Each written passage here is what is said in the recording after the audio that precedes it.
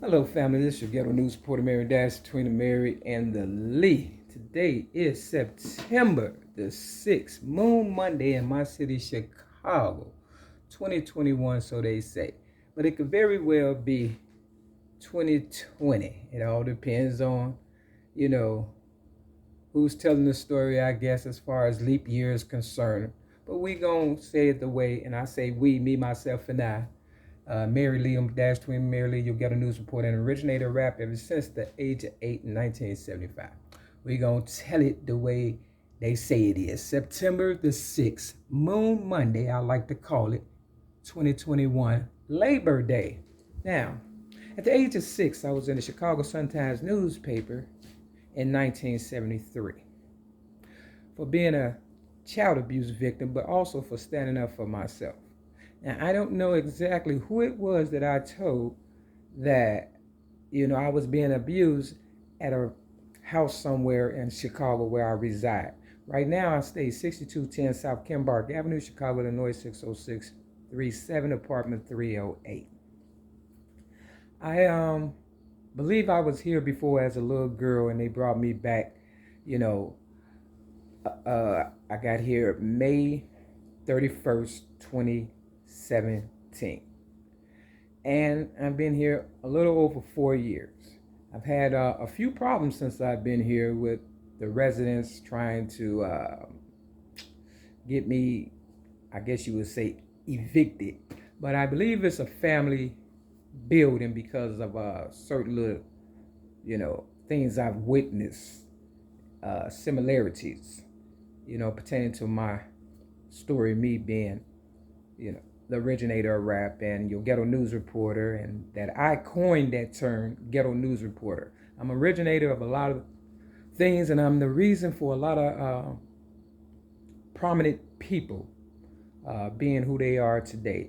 One person I like to talk about in particular is Oprah Winfrey. I didn't mean for us to be this controversial, but life seems to, throw you a curveball or, a strike or a home run. It's a little bit of all three if you were to ask me. I'm hoping one day Oprah will confess to the wrongs she have committed and atrocities against me and my people, not knowingly probably in the beginning. She just did what she had to do, but after a while they say when you know better, you do better. Now I bought this book right here called Oprah, The Oprah Winfrey Show, Reflection of an American Legacy. Now, when I first bought this book, it was in Evanston. I paid $50. And there's I don't want to label her, but she was a colored girl, and she was a security guard at the Barnes and Noble bookstore in Evanston that is no longer there, on Church and Davis Street. But she's out there somewhere, hopefully the security guard. And she knows I bought the book, and I spent about $50 on it. And, I gave it to a blood bank in my city, Chicago. And I gave it to a colored lady. And I gave her my book also on a PDF file. My book, Rhymes, Poems, and Metaphors, plus one song, plus 5 CDs with my voice added to music, rap, and things of that nature. I did it, and I put it all together nice and neat with this book right here, and that I bought again from the flea market, Swaparama, on 129th and Pulaski. I just bought this one yesterday, which was Sunday, September the 5th, 2021. I bought 3 of them. There's a white guy, he's selling them for $10. Now remember, I paid $50, but it's been a while since the book came out. And the guy must have bought the bulk of them or whatever and stuff. And he's selling them for $10. Now, it's not a bad, what you call, how would I call this book? Like a national treasure, because it has a lot of good things and similarities to my my child abuse story and the fact that if it wasn't for me, Mary Lee, ghetto news reporter and the originator of rap, don't forget to put the dash between the Mary and the Lee, Oprah Winfrey wouldn't be who she was, is, or, however you all perceive her to be. And, a lot of people look up to Oprah and, had a lot of hopes and dreams placed into Oprah, I being one of them. But, like I said, life is like a curveball or whatever and stuff. You don't plan everything. And I try not to plan anything because, they say, tell God your plans and watch God laugh at you and stuff. I don't think it's funny to tell you the truth, but my higher power has a sense of humor. So let me get into this real talk pertaining to Oprah Winfrey. Now, I gave Oprah Winfrey my child abuse rap at the age of 17 in 1984. There's a young lady out there by the name of Dion Nelson, aka Dee Dee. She was supposed to be my niece. You understand? And I read her the rap before I gave it to Oprah. And, I think my niece may have known more than me, but that's another story. She's older now with children, family, and I hope one day she'll understand how important she is or the role that she played in my life. Now, everybody would like to say the Oprah show didn't start until September the 8th, 1986. That would be 2 years after I gave her my child abuse rap. Now that might be true because it was named something else before they named it the Oprah Show, right? Now she took over Phil Donahue's spot. He was the big cheese in Chicago, as far as the talk show host and stuff. And Oprah came along after I gave her my book and The Color Purple came out. She blew up, Now, people don't want to admit it, but it's true. I know you look at me like I'm just some dumb person or whatever and stuff, some of you all out there, because, that's how people perceive me to be. But God has a way of, showing up and showing out, and I appreciate my higher power for that. Now, I'm going to get into this book. Oprah has made a lot of money off of me. A lot of people have made a lot of money off of me, and all I get is less than $800 a month. I haven't had a new car, a day at the spa, or, a real vacation. All I've been doing is, I guess, chasing my dreams and stuff for real. But I'm trying to bring it to a close. So let's talk about this book and the pages that I kind of, zoomed in on to see, the similarities pertaining to my story for real. You got to remember, this is not a trick, a scam, or nothing. This is for real. This is the truth. Because the truth will always set you free. So here we go. Now, the similarities. I was in Alcoholics Anonymous. After I gave Oprah Winfrey my story in 1995. It was around Christmas time. I gave it to her again after I gave it to her in 1984. And she was talking about getting off the air and, quitting the Oprah show. And I was like, she can't be quitting. So I sent her a whole lot of stuff. And I sent her 3 cassette tapes with my voice added to it. Front and back, 3 cassette tapes added to music. And, she used me up and labeled me crazy and put me on the psych ward at John Madden Hospital in Hines, Illinois. They gave me a Social Security check. They told me, I would not be able to leave the hospital if I did not sign paperwork trying to get a Social Security check. Now, to this day, I really need the Social Security check because, they gave me cancer on starting May 9th of 2016. And let's get this out the way now. On the back of my leg, when cancer patients, they bruise very easily. And I was on the bus in my city, Chicago, not too long ago. And there was a lot of chaos and confusion. And I hit my leg and it's a big bruise on it. So here go the proof that,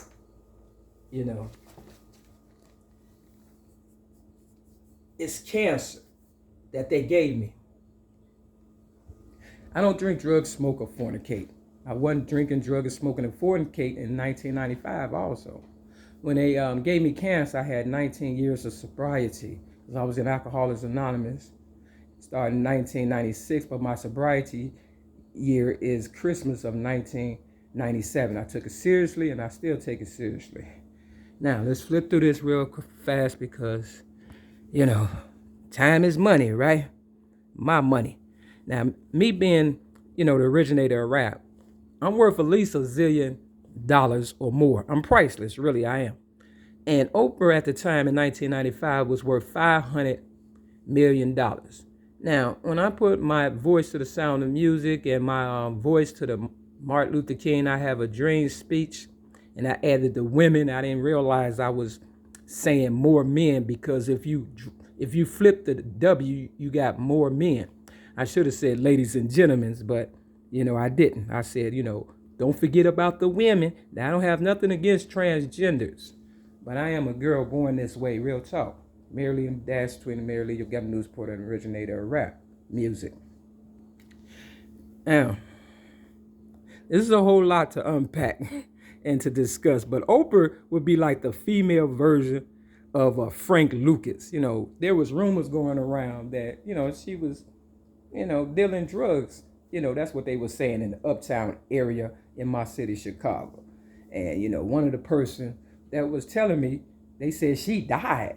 And she was, a native of this land or whatever and stuff. So they killing off all the native people of color, And I told Oprah in 1995, I said, you better go back black, because it's obvious she sold her soul to the white people or whatever to upstage me. Now, at the time, she probably didn't know how all this was going to turn out. Nobody did. We was all kind of like freestyling like I'm doing right now. And, my first ever YouTube video, Mary Mack versus the fat black Oprah Winfrey, I guess people took offense to it because I used the word fat and black or whatever. But she was fat and black when she first came out. You understand what I'm saying? And, even Barbara Walters asked Oprah one day, she said, Oprah, have you ever wanted to be white? You understand? And, Oprah, buck dance and all that, and was, pretty much like Paul Mooney said everything but yes, a boss, or yes, a master. You understand what I'm saying? Because she had to do what she had to do to get where she at right now. But some things she could have prevented. But she's a very competitive person, and that's what's getting her caught up. So let me run through this right fast and stuff. Now, my birthday is May 25th. And you could tell this was $50 when I first bought it. Yeah, it go right there, $50. But I paid $10 for this one. My birthday is May 25th. Oprah went off the air May 25th of 2011. The color of this book is the same color that I painted my first ever used car, a 1981 Cutlass Supreme tires. And if you go to the Michael Jordan restaurant, you will see this same gold color or whatever. And if you come in the lobby of this building where I'm at, 6210 South Kembark Avenue, Chicago, Illinois, 60637, you will see this same golden color or whatever and stuff. Real talk. Because they had to mimic me because, they was building their world around me. Okay? So that's why this is golden right here. And there it goes again, because she copied. And my name is Davis. So whoever wrote this is Deborah Davis. That's a clue. If you are an investigator, this is what you want to be looking out for. Maya Angelou is Oprah's mentor. Now, when I was going through what I was going through in 1995, I was writing my book, Awarded Estates / Coming Out Hard.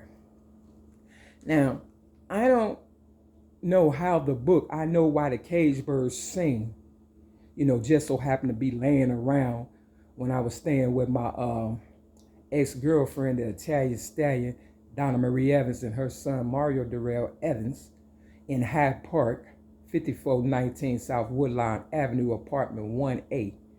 I was writing my book, Awarded Estates / Coming Out Hard. And, I was going through a whole lot of stuff in 1995. And the book by Maya Angelou, I Know Why the Cage Birds Sings, just so happened to be laying around. Now, Maya Angelou is an older person, they say she has passed on also. And she was Oprah's mentor or whatever. And, I picked up the book and I couldn't really identify with it and stuff because of the way Maya Angelou writes. You understand? She writes in an older, you know, fashion.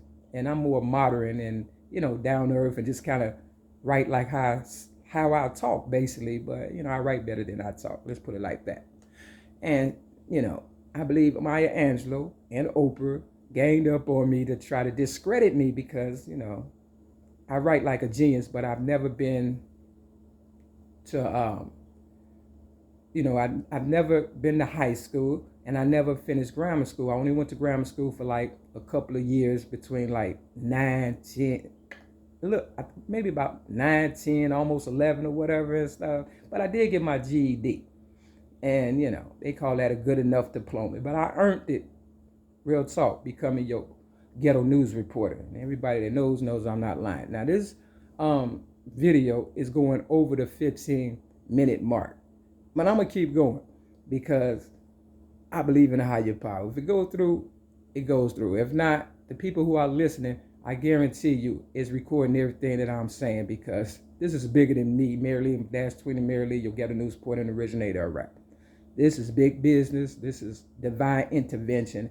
This is a legacy that has to be told by everybody. They say one person can't do everything, but everybody could do something. And I'm hoping I have the people and even the savages behind me today. Real talk, because it is Labor Day. And this was a labor of love. And I hope, if you love your children as much as I did, wanting to uplift them and give them somebody to believe in, then, and especially themselves, to let them know they can be whatever they want to be as long as they're not harming anybody.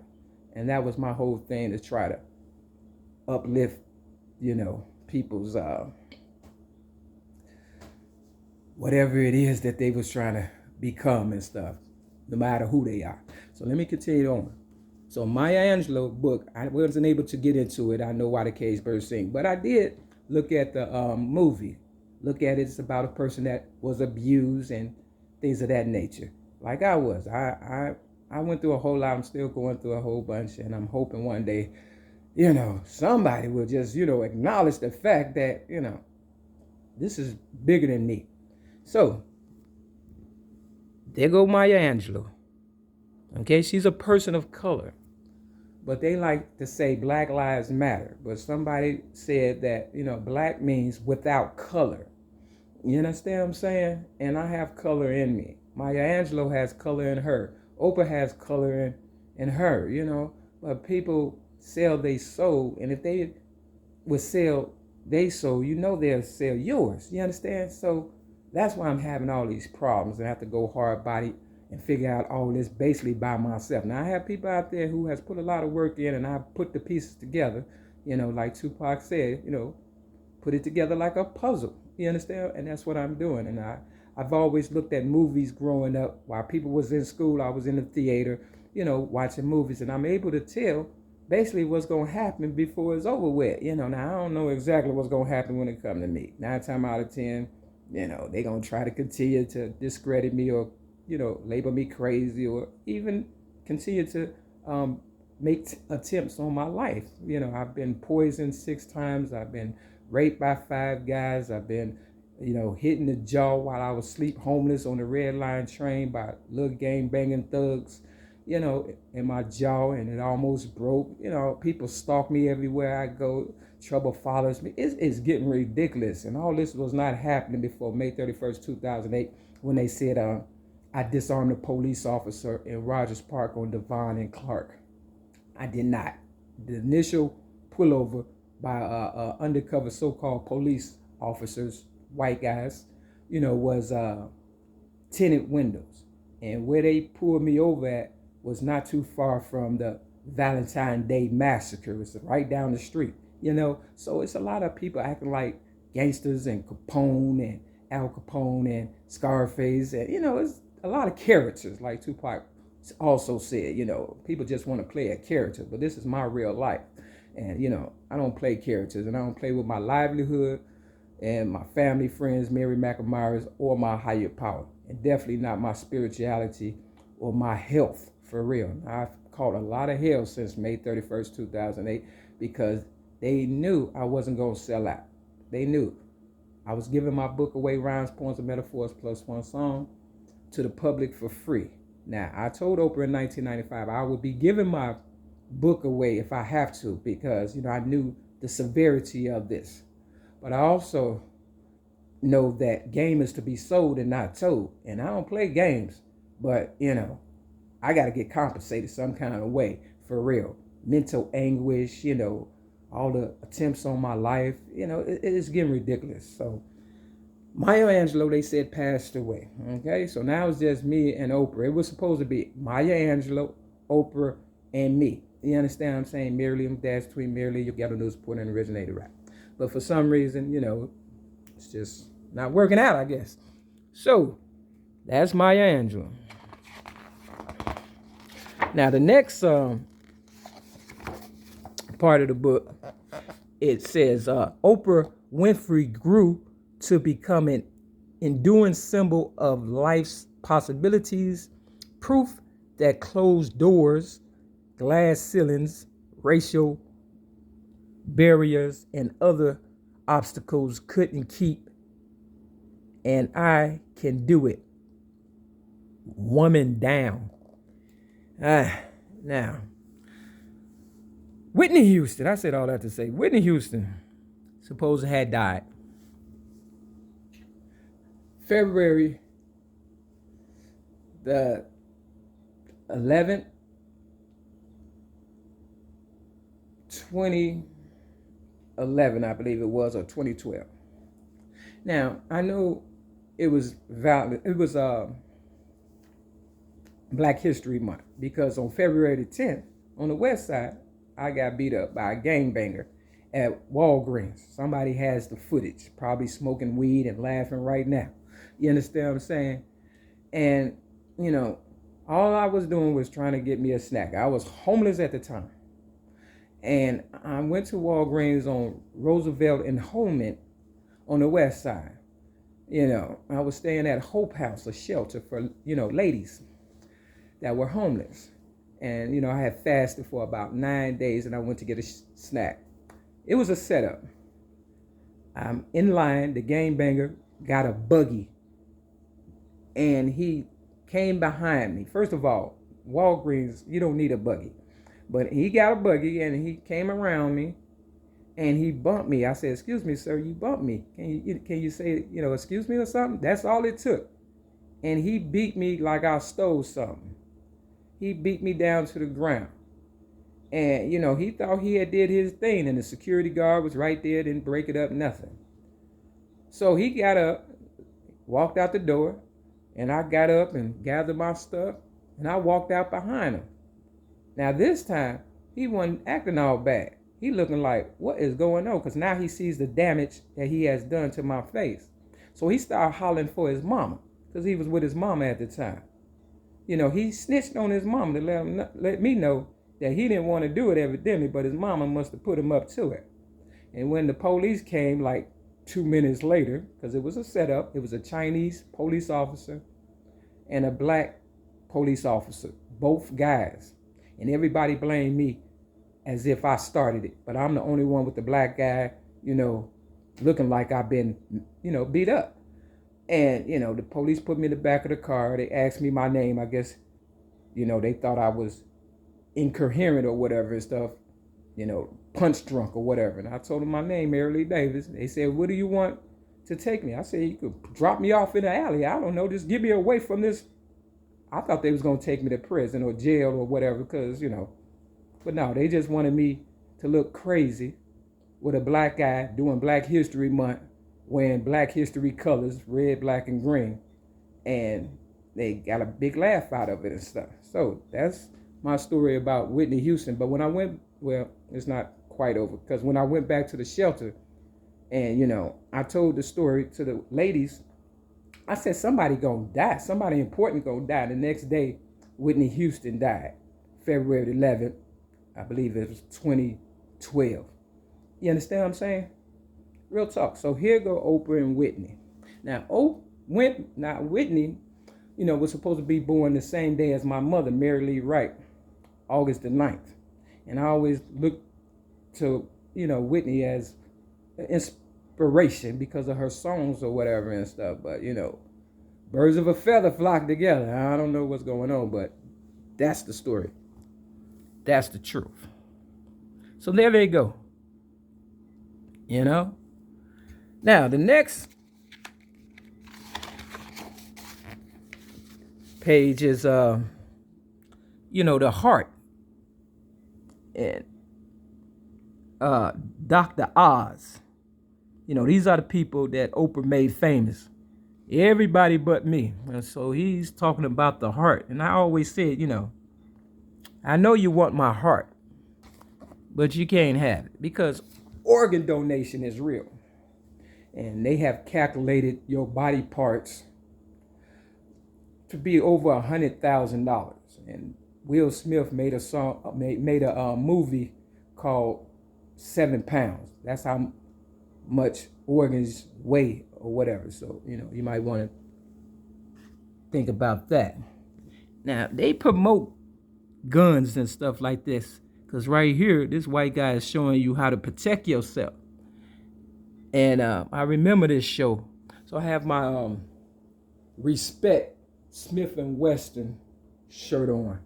You understand what I'm saying? Now, I don't have a gun because I made sure, in 1995, when I got railroaded,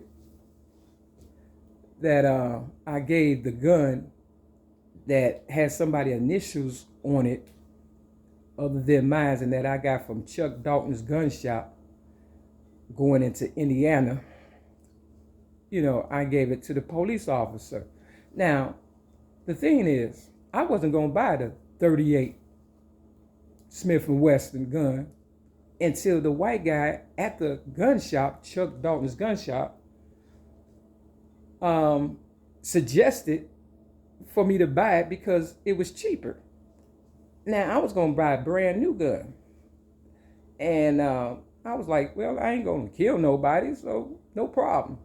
But when the altercation took place and the opportunity arose for them to throw me under the bus, by this time I'm staying in Hyde Park with my ex-girlfriend, the Italian stallion, the snitch, the real estate agent, the banker. The girl got around, Donna Marie Evans.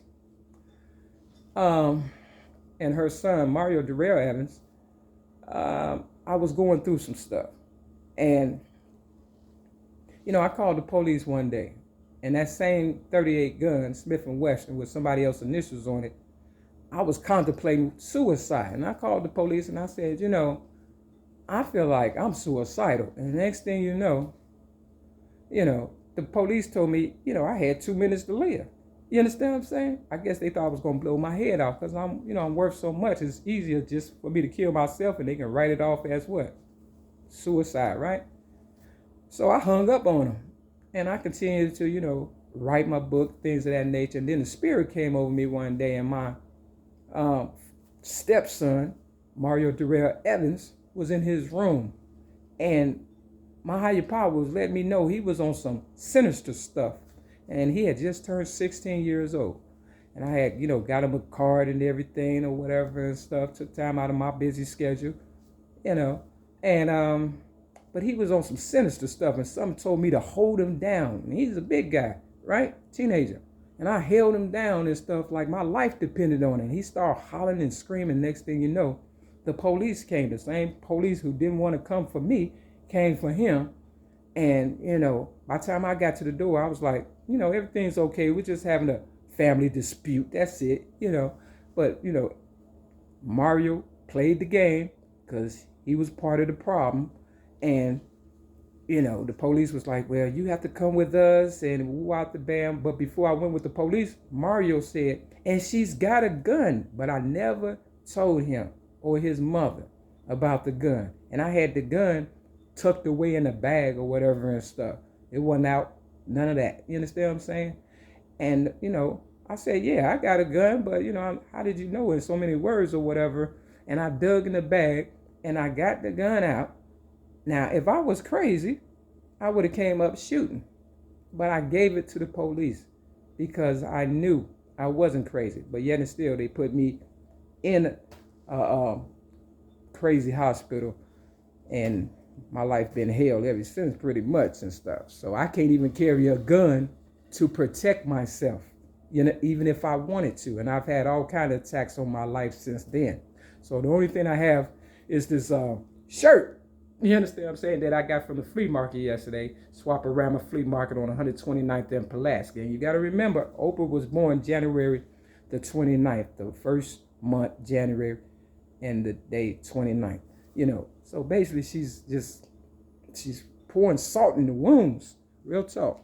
So I hope somebody's trying to protect me. Now, I'm going to go on and go to the next one. Now, they said 500,000 a year spent on security. That's what T.I. said. I don't feel secure. And who's getting all the money? All right. Now, you can tell that Oprah's a very competitive person because right here, look at her face. Now, she's the one that's looking kind of crazy and stuff. If you look at everybody else, they just playing the game, right? But her, she's very competitive. Look at her. She's beating the shit out that mother. We all have problems, right? I don't mean to laugh, but look, they say a picture tells 1,000 words. Now, this is the queen of talk, queen of media. Look at her, the intensity on her face. Now, I was in a program called Vision Quest, and I rode everything but the horse. But Oprah's on the horse. You understand what I'm saying? Her and Gail are having fun. And I thought by now, me and my ex-girlfriend, LaWanda Joy Jacobs, who met Oprah Winfrey, and Oprah Winfrey complimented her on her coat. And LaWanda Joy Jacobs used to work for Blue Cross Blue Shields, and she was a Jehovah's Witness. So she know the Bible like Oprah know the Bible. And she was only around just to gather information for Oprah. I realize that now, you know, but come on now. Y'all need to do better. Moving on. I was in a place called Vision Quest, and I became the first girl head teamster. But they wouldn't let me become the first girl head scout, so I had to wait till I got to my city, Chicago, to do that, I guess. All right. This is the part that's really upsetting to me. As you can see, this is, now my ex-girlfriend, LaWanda Joy Jacobs' birthday is April the 29th. But this says April the 30th, 1997. Now, my sobriety year is Christmas, December the 25th, 1997, okay? Now, this says Chaz Bono and Oprah, May 9th, 2011. Now, on May 9th, 2016, or 2015, because of leap year,